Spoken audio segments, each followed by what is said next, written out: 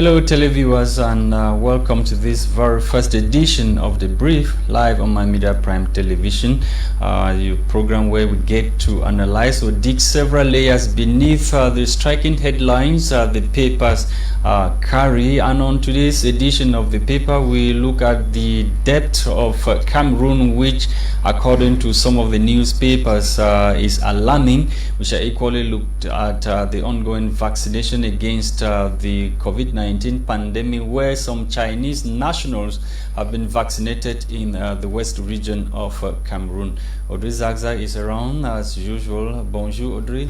Good morning to you, Lasha Kingsley. Et à vous, fidèles téléspectateurs, bon lundi à vous. Eh bien, merci d'honorer une fois de plus ce rendez-vous. Eh bien, c'est Débrief, la première édition de cette semaine, et plusieurs sujets, en tout cas, meublent l'actualité ce jour.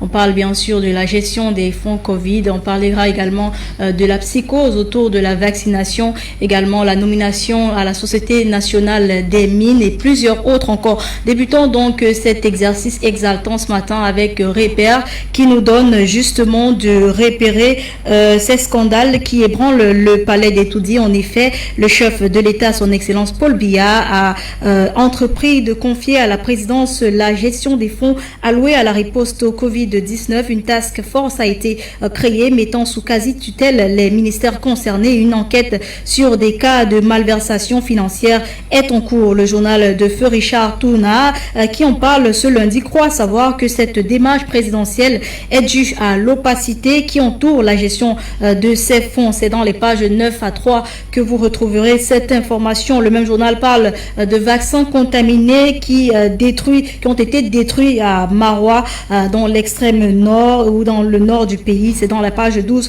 que vous retrouverez cela. Poursuivons avec Intégration, qui dans sa publication du jour dénonce la grande illusion comique autour de la vaccination anti-Covid-19 au Cameroun. Sur la scène publique, discours et gestuels se déploient tour à tour pour servir de support à une communication qui dit un mensonge enrobé de vérité, regrette le journal. Le Messager, dans sa publication de ce matin, estime que Ferdinand Gongo, le ministre d'État, secrétaire général à la présidence de la République, a floué Paul Biya.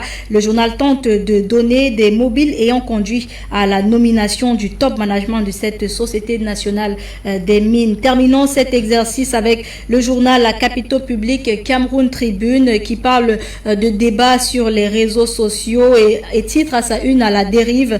D'après le journal, sur la toile, hommes politiques et leaders d'opinion se livrent à des affrontements violents dont le souci n'est pas toujours de faire valoir des arguments. Invectives, injures, atteintes à la vie privée, discours haineux, tribalisme sont le lot quotidien de ces échanges au nom de la liberté d'expression et de la démocratie. Vous lirez donc le focus de Cameroun Tribune dans les pages 8 et 9. Voilà, mesdames, messieurs, pour les tabloïds en langue française. Place au tabloïd en langue anglaise avec toi, Lasha Kingsley. Thank you, Audrey Zaza. Let's kickstart with the Post newspaper this Monday morning. The Post newspaper, which is interested in the public debt of Cameroon. According to the paper, Cameroon is owing some of its friends over 10,334 billion as debt, and this debt, according to the newspaper, is alarming. And the paper went further to explain that close to 15 years after Cameroon reached the completion point of the heavily indebted Poor Countries Initiative HIPC1, when bilateral partners cancelled huge debts of cancel huge amount of debts of Cameroon. And Cameroon is becoming heavily indebted once again, and Cameroon's debt today stands at over CFA 10,000 billion. That represents 45% of the GDP. That's the gross domestic product of Cameroon. More details of the worrying debt of Cameroon only in this edition of the Post newspaper. The Post newspaper equally took interest in the ongoing vaccination against COVID-19 in the country, and the paper writes that some Chinese nationals have been vaccinated against the COVID-19 in Bafoussam, chief town of the west region of Cameroon. And the Guardian Post this morning took interest in the Anglophone crisis. According to the paper, Germany rules out foreign intervention in Cameroon, insists Cameroonians best placed to resolve the crisis in the northwest and southwest regions of the country. And talking about burning of military barracks in Womb, we are told that 16 detainees regained freedom after 5 years in jail. Though found guilty of minor crimes, the convicts are free, having been in detention for a period longer than the sentences slammed on them. And equally, 2.7 million Cameroonians facing food insecurity, according to recent reports that was published. And still in the Cameroon or the Guardian Post newspaper, this time around we are told that Bamenda 3 councillors slums and during session and died. More details about what actually happened during the council session where a councillor slumped and died only in this edition of the Guardian Post newspaper. Let's leave the Guardian Post newspaper. We are with the Star newspaper, which is interested in the mitigating COVID-19 pandemic. We are told that Minister Manauda Malachi stormed Southwest with 12,000 vaccine doses. Southwest Governor Fako SDO, regional delegate of public health, took the first shot. Regional Hospital Limbe director lobbies for more equipment ahead of AFCON 2022. More details in this edition of the Star newspaper. And we end with municipal updates. Municipal updates this morning took keen interest in the last interview granted on earth by the late Christian Kadinantumi, and the paper equally took interest in the homage is paid Christian Kadinantumi by some personalities in the country. You will find those personalities in this edition of Municipal Updates newspaper, amongst whom are his we are talking about Andre Kia, PCC moderator Ni John Frundi, Minister Paul Tasson Tumfo Nikohale are amongst those who have paid homage to His Eminence Christian Kadinantumi, and equally Bia's heroic view of Kadinantumi, only in this edition of Municipal Updates newspaper. Audrey Zazak, let's continue with the discussions in the studio with our guest who is already with us this morning. Mounet, Jean-Paul Savant du PCRN, bonjour et bienvenue. Oui, bonjour, c'est Mounet Paul Savant. Mounet Paul Savant, good morning and welcome to... Good morning. Bon, je dis également bonjour à vos nombreux téléspectateurs. Je salue également tous ces jeunes Camerounais étudiants qui sont en train de se battre pour préparer leur dossier des différents concours pour les universités, et également à ceux qui sont au cycle secondaire qui se battent actuellement pour la préparation du BPC probatoire et du baccalauréat. Je leur souhaite une très très bonne chance. D'accord. À la lecture des journaux, des tabloïds ce matin, qu'est-ce qui vous a le plus frappé? Bon, là, vous avez, au départ, vous avez invoqué la psychose sur le vaccin le vaccin qui est en train de faire bouger la scène aujourd'hui. Bien sûr, elle existe, mais on ne sait pas comment faire pour essayer de s'éloigner de cette psychose-là. La maladie aujourd'hui est en train de menacer toute la scène. Oui, et il va falloir trouver des solutions. Je ne sais donc pas si le vaccin fera partie des solutions ou encore on va trouver des stratégies pour trouver d'autres vaccins. Mais seulement j'aimerais invoquer que cette problématique du vaccin, personnellement pour moi, est due au fait de la bataille de la mondialisation, la bataille du positionnement des pays. Tel pays a sorti le sien, tel autre a sorti le sien. Donc il y a cette bataille-là. Qui a donc le meilleur vaccin? C'est pour ça que de temps en temps, on va chercher à saboter X ou Y vaccin au détriment de l'autre. Donc pour nous, au Cameroun, on va demander tout simplement au gouvernement de trouver des solutions ou encore d'essayer de faire travailler ces experts dans le domaine de la santé pour apporter des solutions au niveau du Cameroun pour sortir peut-être pas ou bien pour éviter la peur dans toute la société. Mais justement, parlant de cette psychose-là, est-ce que la communication effective a été effective pour justement lever cet esprit de peur des Camerounais? Bon, si vous avez observé comme moi, au départ, je parle du mois de mars 2020, quand la pandémie déjà faisait bouger la scène, il y avait une multiplication de communication. Ministère de la Communication, ministère de la Santé. Et après, on a eu un petit relâchement. Et par rapport au vaccin, la communication que doit utiliser le gouvernement n'est pas celle qu'elle est en train d'utiliser. Jusqu'aujourd'hui, elle est aphone, elle ne dit absolument rien, elle ne donne pas un véritable canal, ou bien demandant aux populations d'attendre, ou bien d'observer, ou même encore d'accepter le vaccin. Pour l'instant, ils sont aphones, ils ne disent rien, mais on attend. Ils sont des experts, peut-être trouveront des solutions et demanderont à leur population de rester vigilants et surtout de ne pas accepter tout ce qui vient comme commentaires dans les réseaux sociaux, parce que c'est surtout les réseaux sociaux qui sont en train d'alimenter cette psychose. D'accord. Okay, I've been meaning to ask this. At the level of your own party, what is the position of your party regarding the vaccine that is being imported to vaccinate Cameroonians? We've not seen any officials of your party, not even the national president, Honorable Cabral Libi.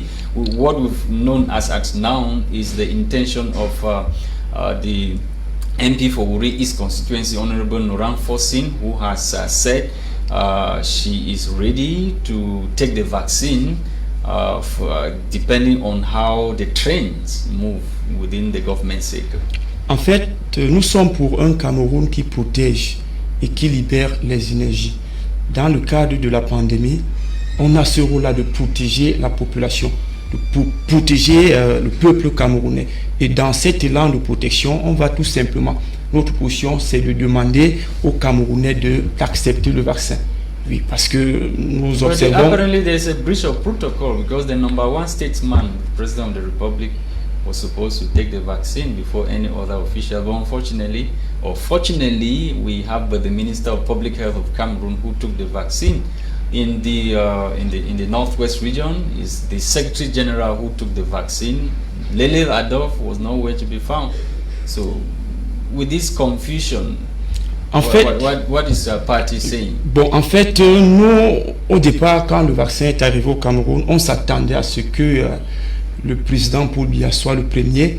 Mais bon, on ne sait pas, comme l'habitude, il a délégué son ministre qui a joué ce rôle-là. Et nous également, je vous avais dit qu'au niveau des subdivisions régionales, on a eu des représentants, soit des ministères ou encore du ministère de l'administration territoriale qui, certains ont... But interestingly, the government has stressed that the vaccine is voluntary. You take it based on your conviction, which means that probably the president is not convinced, and the other, or his conviction, or other people. You take it based on what you think. So, should we be blaming the president or other officials who have not taken the vaccine, since it is on voluntary base? You decide to take the vaccine. Vous avez raison. On doit d'abord dire que au Cameroun, nous avons plus de 200 000 malades actuellement. Mais nous avons seulement eu jusqu'ici 200 000 vaccins. Donc pour dire que même si on demandait à toute la population de le faire de manière obligatoire, ça ne devait pas être évident. Et maintenant, le gouvernement a donc demandé à qui veut que soit volontaire sur le terrain. Donc, dans cet élan de volontariat, là, on va donc demander, notre position PCRN, c'est de demander à tous les Camerounais de se faire vacciner s'ils ont besoin de ce vaccin. Je reviens sur la question de l'achat, dépendamment des convictions de tout un chacun. Hein? C'est à base de cela que tout le monde peut se vacciner. Enfin, si tu veux te vacciner, si tu penses que le vaccin effectivement peut te sauver, tu dois te vacciner. Maintenant, le fait que le président de la République ne se vaccine pas, qu'est-ce qu'on doit entendre par là? Est-ce que ça veut dire que lui-même il ne fait pas vraiment confiance à ce vaccin, ou alors amen? Bon, pour moi personnellement, c'est la tradition du président de la République du Cameroun, dans le fait de ne pas faire quand on l'attend. Vous avez observé dans la position des différents stades, sa présence a manqué, c'est pour ça que ça a traîné dans les différentes gestions des finances publiques. Son absence est en train d'impacter de manière négative tout ce que nous observons dans le cadre économique. Donc même dans le cadre de la pandémie, si on constate son absence, ça veut dire que ça fait partie de son habitude. Et maintenant, étant donc absent, est-ce qu'on va dire que, n'ayant donc pas pris le premier vaccin, est-ce qu'on va également demander aux Camerounais de ne pas le faire? Je reviens sur notre position au PCRN.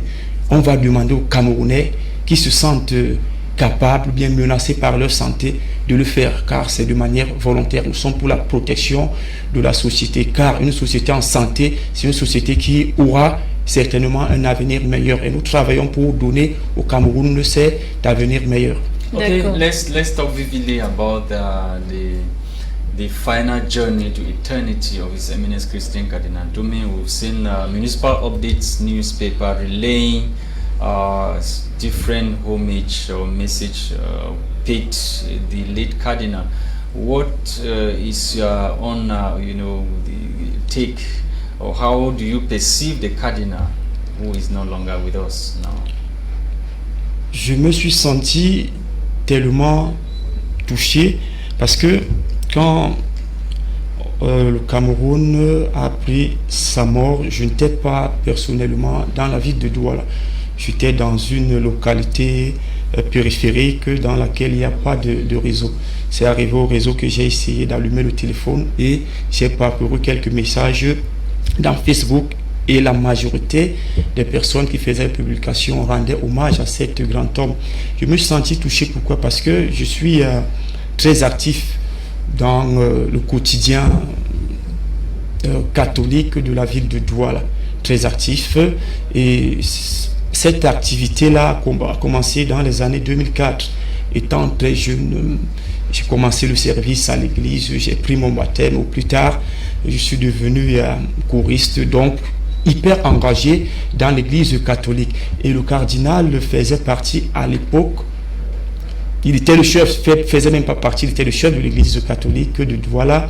Et avec le temps, avec l'âge déjà qui pesait, il a eu un remplaçant. Donc, on avait l'habitude de le rencontrer, l'habitude d'avoir ses enseignements, l'habitude d'être conseillé par lui. Donc, le Cameroun et le diocèse de Douala en particulier a perdu un homme sage, un éducateur, un conseiller, un homme qui avait la parole dans la scène sociale, dans la scène spirituelle et même de temps en temps dans la scène politique du Cameroun, dont on a perdu un baobab de l'église, un baobab de la société camerounaise. Now, are you crying that he died without the crisis in the northwest and south was resolved? Because he stood for peace and he fought so hard before dying, and the crisis, the government probably did not take his pieces of advice. Oui, avant de répondre à votre question, donc, je vais signaler aux différentes populations et chrétiens de la ville de Douala que c'est aujourd'hui que ces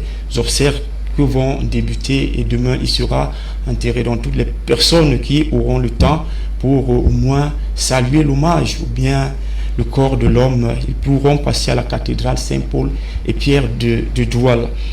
Le cardinal Toumi, bien sûr, il était parmi ces personnes-là qui portaient, qui avaient le souci, qui pleuraient même, qui de temps en temps essayaient de dire ou bien apporter des solutions pour la résolution de la crise qui se vit aujourd'hui au nord-ouest et au sud-ouest. Mais malheureusement, il n'a pas, sur son combat, n'a pas vu un lendemain meilleur, car la vie, il est passé de vie à trépas. Mais aujourd'hui, quelle est la leçon que nous allons tirer? Ou bien pour nous, à l'opposition, nous allons continuer cette bataille-là qui consiste à demander à nos autorités de trouver définitivement des solutions. Parce que ça saigne, ça pleure et ça fait pitié. Ça fait pitié pourquoi? Parce que je suis de temps en temps impliqué dans le monde de de l'éducation dans la ville de Douala, dont je côtoie quelques établissements faits dans l'observation, dans la recherche. Pourquoi? Parce que je travaille sur l'immigration. Et j'ai constaté que dans les lycées bilingues de la ville de Douala, on a une surpopulation. Les effectifs ont, je peux dire, triplé. Donc dans les salles de classe les salles de classe anglophones précisément, qui avaient 50 élèves environ, aujourd'hui sont à plus de 50. Même avec la restriction due au coronavirus, on ne parvient pas à gérer ce problème. Pourquoi? Parce que les populations ne font que migrer, les populations ne font que fuir. Et ici, nous sommes seulement dans le cadre de l'enseignement. Est-ce qu'on a questionné le cadre économique? Aujourd'hui, je regardais dans un média, on parlait de la production de la tomate qui menace le panier de la ménagère. Pourquoi? Parce que la région du sud-ouest est celle-là qui produit de temps en temps la tomate. Et dans nos marchés, on constate ce problème-là de tomate. En dehors de ça, on a des problèmes économiques dans ces familles. Le quotidien, c'est le tapioca, c'est le riz sauté. On doit se questionner. Okay. On doit se questionner. Je reviens en disant qu'en 2013, oui merci, en 2012-2013 par là, j'avais une enseignante d'histoire-géographie qui nous disait que le Cameroun est un havre de paix. Je ne sais pas si je souhaite rencontrer la dame pour lui reposer cette question.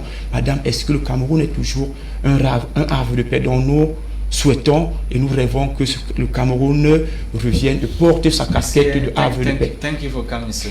D'accord. Monsieur Mounès, Jean Savant, merci. Et vous avez dit tout à l'heure que vous allez continuer cette bataille qui consiste, n'est-ce pas, à demander au gouvernement de mettre une fin à cette crise. Et c'est sur ces paroles que nous allons terminer l'exercice ou alors l'émission de ce jour. Madame, messieurs, merci d'avoir été des nôtres. Restez scotchés car tout à l'heure, c'est le Flash Info avec Fon Quinta. Thank you for watching the very first edition of the week, televiewers. The program was produced by Christian Tebon for presentation of Benedict Zakza and myself, Lasha Kinsley. Bye bye. Tomorrow is another day.